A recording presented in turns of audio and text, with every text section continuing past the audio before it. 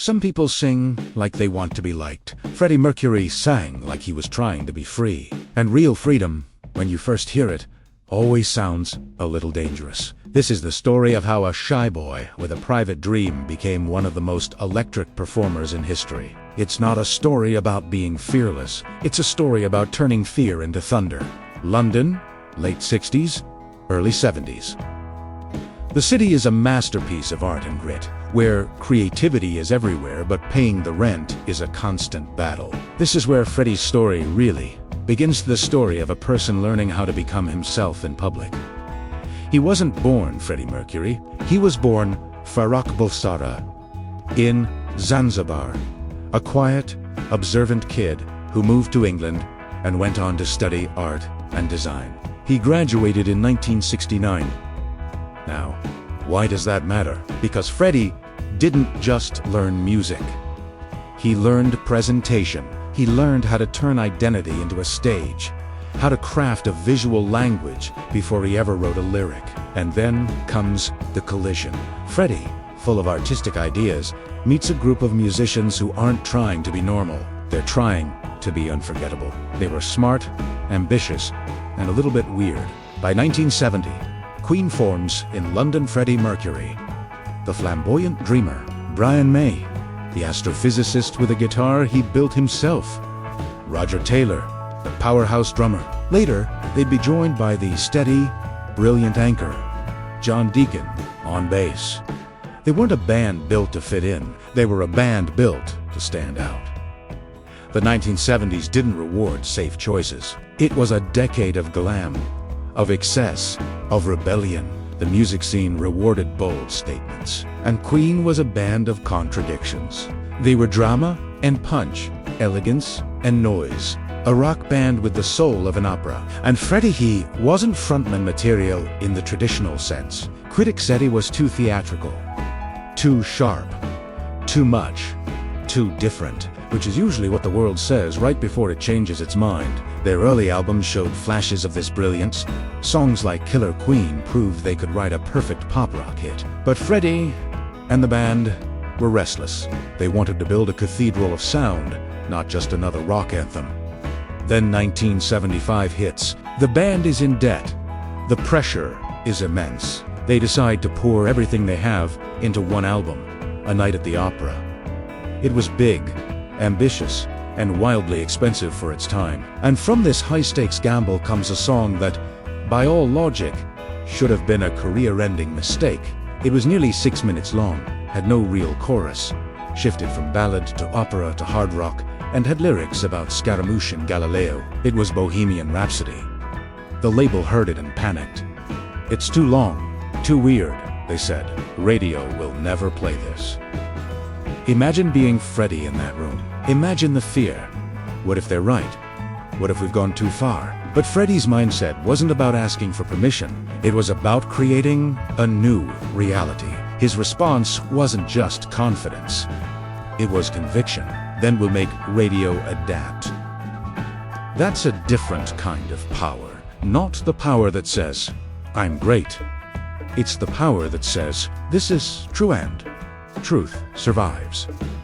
Bohemian Rhapsody was released as a single on Halloween, 1975. It became a phenomenon.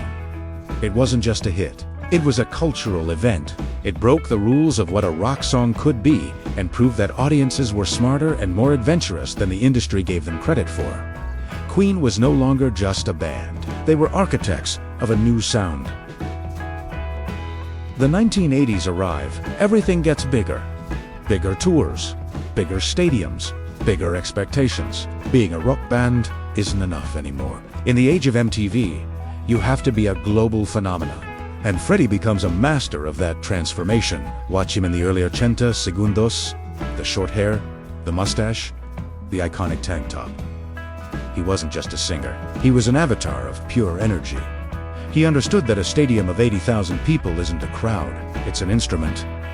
And he knew how to play it. But here's the thing people miss. He wasn't fearless. He was famously shy off stage. In interviews, he was often quiet, thoughtful, almost guarded. The spectacle, the bravado, that was his armor. he didn't get rid of his fear. He learned how to carry it, how to wear it, like it was part of the costume. The stage was where his insecurity became his strength. Then comes July 13th, 1985. Live Aid at Wembley Stadium, a global broadcast. The biggest artists in the world. A chaotic, rushed schedule. Bands had short sound checks. If any, the pressure was astronomical. Queen steps onto that stage for a set that lasts just about 21 minutes and in that time. They don't just perform, they y conquer. They steal the day. People call that performance magic, or lightning in a bottle. But it wasn't luck. It was the culmination of 15 years of relentless work. It was years of learning how to command a room from tiny clubs to massive arenas. It was years of Freddie learning how to talk to a stadium like it's one person. He unified 72,000 people at Wembley and 1 billion watching worldwide into a single choir. The band doesn't just play songs. They conduct human energy. And during that set, Freddie doesn't beg the crowd to love him. He doesn't ask for their attention, he commands them.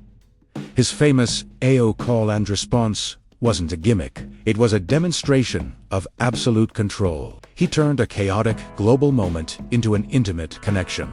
That performance redefined what a frontman could be. It cemented Queen's legacy, not just as a great band, but as the greatest live band of their generation. Freddie's gift wasn't just his 4-octave vocal range.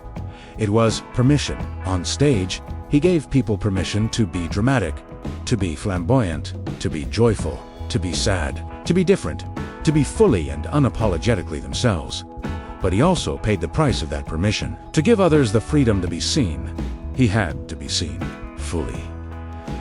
And for a private person, that's terrifying. He lived his life on a global stage, turning his personal battles into universal anthems like The Show Must Go On. So here's what Freddie's story teaches anyone out there chasing a dream, whether it's in art, business, or who's in life. First, risk is not a phase you grow out of, it's a habit you cultivate. Bohemian Rhapsody was a risk. Live Aid was a risk. His entire persona was a risk. You don't achieve greatness by playing it safe. Second, your weird might be your signature. The things about Freddie that critics first dismissed his theatricality. His unique style became the very things that made him iconic. Don't hide what makes you different. That's your power. Third, stage presence in life is just as Freddie decided how he would command the stage. You decide how you will command a room, a meeting, or a conversation. It's about intention. And finally, and this is the most important part, you don't find confidence. You practice it. Freddie practiced being Freddie Mercury every time he walked on stage, until the performance and the person became one. He turned his fear into his fuel. If you've been shrinking to fit in, if you've been told you're too much or too different, take a lesson from the boy who turned fear into thunder. Stop. The world doesn't need another copy. It needs your version done loudly, done honestly, done with all the drama and beauty you can muster. So, I'll ask you, what is the one area in your life where you're ready to stop playing small and turn up the volume? Let me know in the comments. Thank you for watching.